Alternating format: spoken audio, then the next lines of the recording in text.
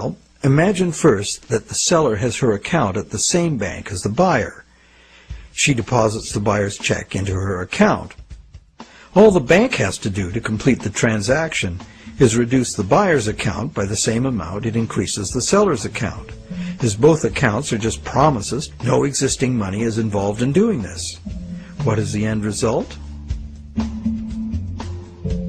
The bank has created bank credit for the borrower to the sum of $10,000. The borrower has bought the car that existed in the world of real things, and the seller now has that bank credit of $10,000. Thus, a brand new claim upon $10,000 worth of real goods of value was accomplished with absolutely $0 of the bank's or anybody else's money. On top of that, the bank gets to have all this so-called money paid back by the borrower's honest toil, plus interest, or the bank gets the car. Magic like this is usually seen on stage. So now let's examine what happens if the seller deposits her check in a different bank. Won't that require a transfer of existing bank funds from the buyer's bank to the seller's bank? Perhaps. But it will almost certainly never be anywhere near the whole amount because, in effect, the banking system functions as one bank. To illustrate, let's add another transaction to this scenario.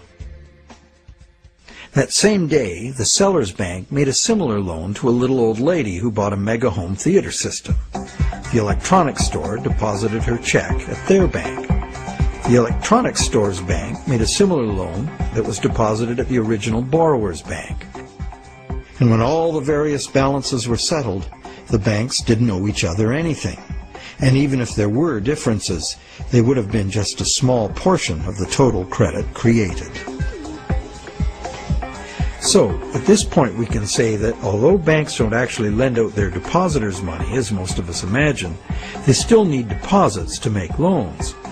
This is because banks need incoming credit from other banks to offset their own credit being deposited at those banks. As long as banks keep their outgoing credit balanced with incoming credit, they are free to make new loans and thereby keep creating brand new credit money. None of it will ever have to come out of the bank's pockets. The bank is free to invest its own funds in corporate and government bonds and whatever other instruments their charter allows.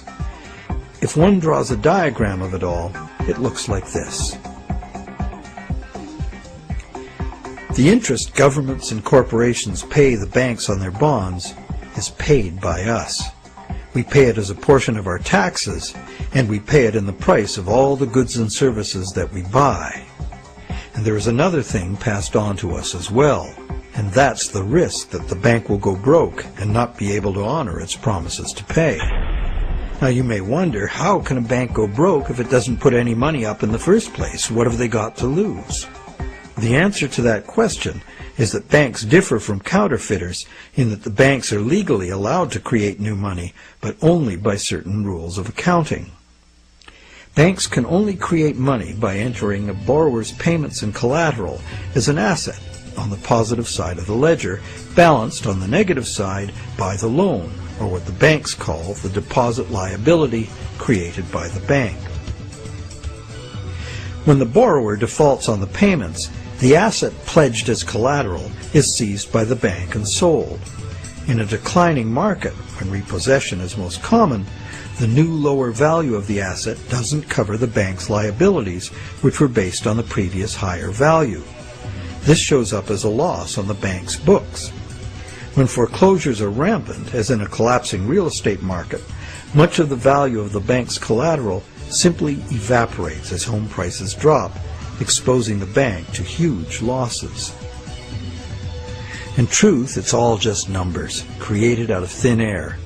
But banks must adhere to the dictates of these numbers, and the consequences of bank arithmetic gone wrong can include economic standstill, social disintegration, total financial chaos, lawlessness, starvation.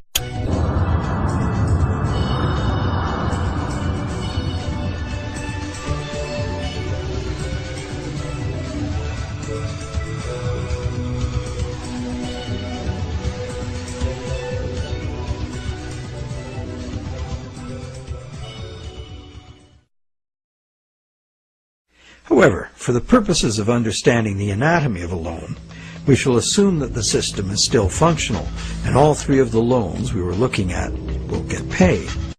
The end result is that not $1 of existing money has changed hands, but $30,000 of new bank credit has been created and spent into the money supply, and each of the three banks gets to collect interest on $10,000 of it.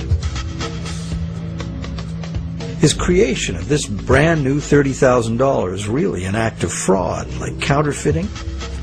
The obvious difference is that the banking system is legal, regulated by government and disciplined by the courts to follow the rules of accounting. Another difference is that there is no obvious victim, like the person getting caught with a counterfeit bill. Banks argue that the buyer and the seller both got what they wanted and agreed to, so where is the fraud? And if there was a fraud, who lost out? Well, to determine that, let us list who got what out of the deal. The borrower got the item he desired on terms he willingly agreed to. He may curse his decision later as he struggles to make the interest payments, or he may live happily ever after, thankful he got the loan. The seller got an increase in bank credit, which she's been conditioned since childhood to think of as her money in the bank. She's confident that she'll be able to spend it in turn, and she will. So, as far as the seller is concerned, she's been paid in full. She's happy. So who, if anyone, suffered as a result of the deal?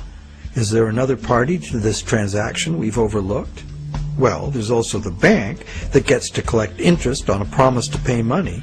That's the business they are in and usually do very well by. And anyone else? Well, where did the car come from? It came from the world of real things. Natural resources, energy, and labor were expended to produce it. What if we consider the hidden party to be society at large and the natural world from which all things ultimately come? Because the brand new bank credit money didn't just sit there, it got spent into the general circulation in the real world.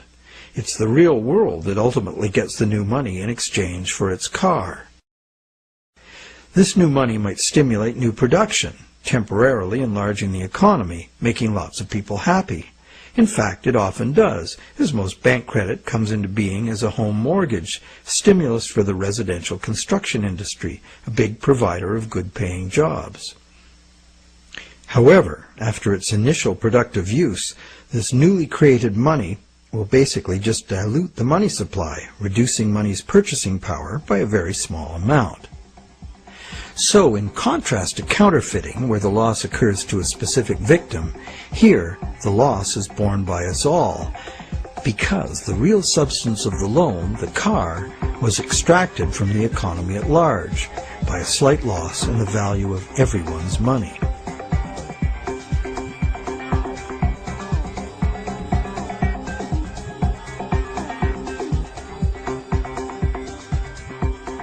To continue our comparison of bank credit with counterfeiting, counterfeit cash eventually gets detected and removed from circulation, causing a direct loss to whoever accepted it. There is, of course, no guarantee of how much will be detected, nor any prescribed schedule for its removal. Bank credit is also removed from circulation over time because, as bank credit is paid back, the principal part of every payment is extinguished. Now remember that almost all the money in existence today is bank credit. Therefore, almost every dollar that passes through our bank accounts has a scheduled appointment to one day be paid as a principal payment on a bank loan and cease to exist. On top of the principal are the interest payments, which will become bank income, much of which will be recycled into the economy as interest to depositors and other bank expenses. So it's not immediately apparent that there's a loss to someone as a result of bank credit being withdrawn from circulation the way there is with counterfeit cash. But if we look closer, we find an interesting situation.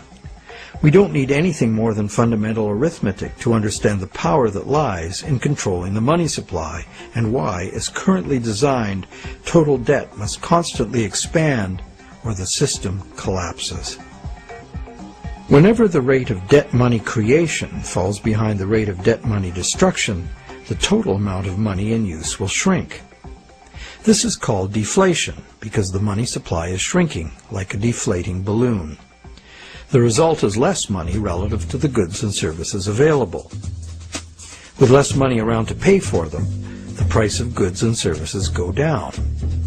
At first, this sounds like a good thing, and it could be, if money were not created as debt at interest.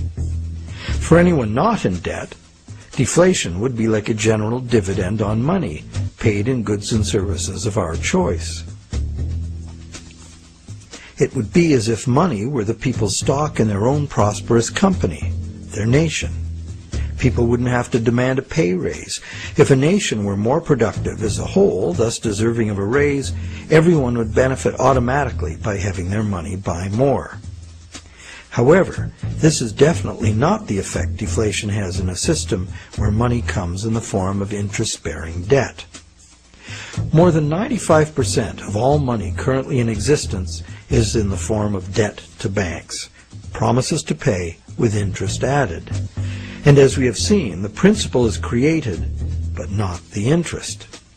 Due to the time delay between money's creation and its repayment, and the recycling of interest earnings as bank operating expenses, most of us can keep up our payments while the money supply is increasing. However, if the money supply or total debt is decreasing, money becomes harder to earn due to its scarcity, and fixed payments become harder to meet. For those heavily in debt, the money shortage can become catastrophic.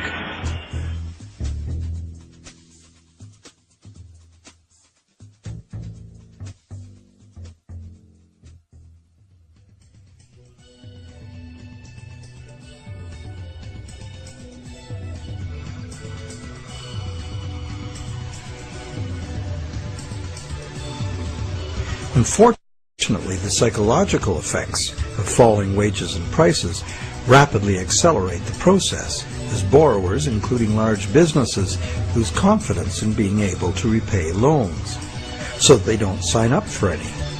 And without new loans to replace old loans, the money shortage rapidly gets worse, resulting in a decrease in jobs and purchasing power, even in the midst of abundant resources and productive capacity. This dismal spiraling math makes mass foreclosures inevitable. Prices plummet as no one wants to spend their money. Shrinking values destroy the value of loan collateral, causing banks to write off huge losses. Some even close their doors. Consumer and business confidence is lost. Rampant economic and social dysfunction follows.